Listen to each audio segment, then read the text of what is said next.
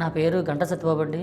నేను జీసస్ కలిసి గత 15 సంవత్సరాలుగా పార్ట్నర్గా ఉంటున్నానండి. గత జూన్ 15ని పెయింటింగ్ పని తాపి పనికి వెళ్ళానండి. అక్కడి నుంచి బాత్రూమ్కి బయటకు వెళ్ళానండి.